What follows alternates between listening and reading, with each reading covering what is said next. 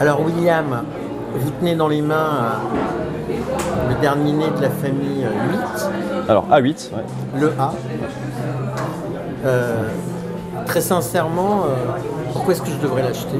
Alors, on va plutôt être sur le dernier né de la famille A, qui est du coup le A8. Pourquoi on devrait l'acheter? Alors tout simplement parce qu'on a dans un premier lieu un écran qu'on appelle panoramique au bord à bord.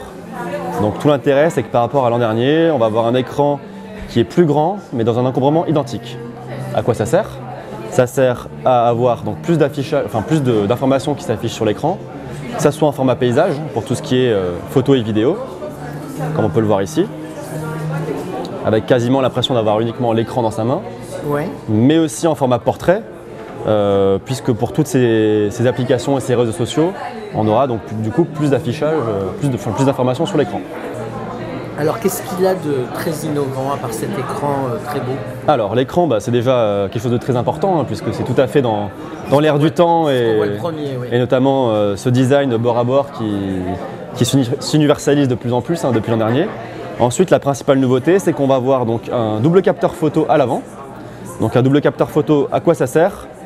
Si on va dans l'interface de l'appareil photo, ça va servir ici, alors si je passe en selfie évidemment, hein, à aller prendre des selfies plus nettes et surtout d'aller appliquer ce qui s'appelle la mise au point en direct. Donc à quoi ça sert? Ça permet d'aller flouter l'arrière-plan de sa photo directement pour mettre en valeur le sujet. Donc ça c'est vraiment une super nouveauté pour tous les amateurs de selfie. Alors on peut le faire, hein, on va voir la caméra. Mise au point en direct, voilà. J'ai l'arrière-plan qui est flou. Je peux décider de le rendre net ou plus flou. Et crac. Je prends ma photo. Mon arrière-plan qui est du coup également ajustable après la prise de la photo. Donc je peux vraiment aller jouer sur mon flou d'arrière-plan et mettre en valeur le sujet de ma photo qui est en premier plan. Donc si je comprends bien, la photo c'est le deuxième point fort de ce C'est A8. très important, ouais, la partie photo sur la partie selfie. Et pourtant, vous n'avez pas mis de double capteur à l'arrière. Non, parce qu'on a déjà des capteurs qui sont très performants. Hein. Chez Samsung, on est reconnu pour faire déjà d'excellentes photos.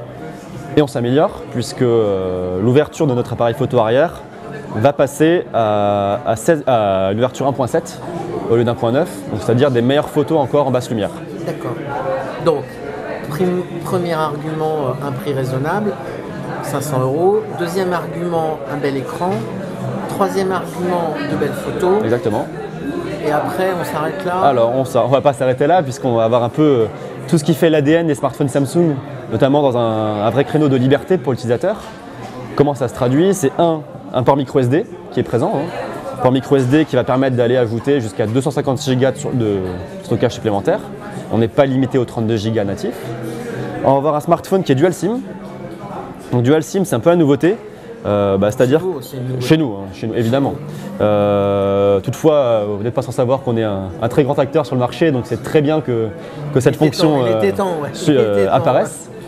Double SIM, à quoi ça va servir? Puisque c'était quand même très peu utilisé aujourd'hui sur le marché français.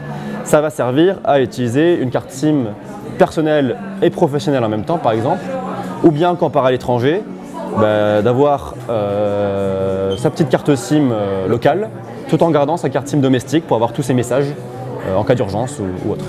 D'accord. Toujours très utile. Autre chose, on a un dossier qui s'appelle dossier sécurisé sur son mobile, toujours dans ce créneau de liberté, qui permet, en le lançant, alors via un code ou une empreinte digitale, ici un code, d'aller avoir en fait un deuxième téléphone dans le téléphone pour y ajouter photos, vidéos, fichiers, textes avec des mots de passe par exemple, applis et de comptes bancaires qu'on veut sécuriser et toutes les infos qu'on souhaite sécuriser via une sécurité supplémentaire. D'accord. Est-ce qu'il va sous l'eau? Oui, il est IP68, donc résistance à l'eau et à la poussière. Donc la norme IP68, c'est environ 1,50 m pendant 30 minutes. Après, chez Samsung, on ne va jamais pousser des usages tels que la plongée sous-marine ou ce type de choses. Ça va vraiment être pour les petits pépins du quotidien, la pluie, le faire tomber dans un évier, une piscine. Donc pas d'inquiétude pour ça, puisque le smartphone pourra résister à l'eau.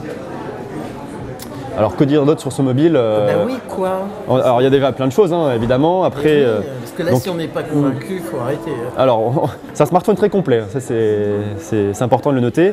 Après, évidemment, on va retrouver donc, une compatibilité 4G+, hein, aujourd'hui c'est essentiel. Une prise jack qui est en dessous, évidemment, un port USB type C, donc tous les fondamentaux des Galaxy. Et à noter aussi, et c'est très important, que sur l'autonomie, on sera dans la lignée des anciens Galaxy A, donc avec une très bonne autonomie, sans communiquer sur une durée officielle chez Samsung. Toutefois, une très bonne autonomie qui bénéficie aussi de la charge rapide, c'est-à-dire le fait de charger de 0 à 50% en 30 minutes. Inducteur? Pas de charge sans fil sur ce modèle. De l'intelligence artificielle?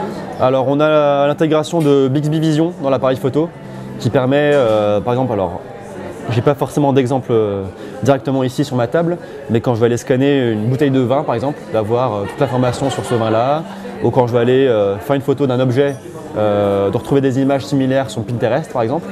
Donc des débuts d'intelligence artificielle qui vont s'améliorer durant les années qui vont venir. Alors, combien est-ce qu'il vaut? Alors, c'est un téléphone qui va être à un prix public conseillé, toujours conseillé, d'environ 499 €. Donc il se place dans le milieu de gamme chez nous, chez Samsung. Donc au-dessus du Galaxy A5 qui était sorti l'an dernier, avec un écran de 5,2 pouces. Ce smartphone-là va avoir un écran donc, de 5,6 pouces, donc il va se positionner légèrement au-dessus en termes de gamme et de prix.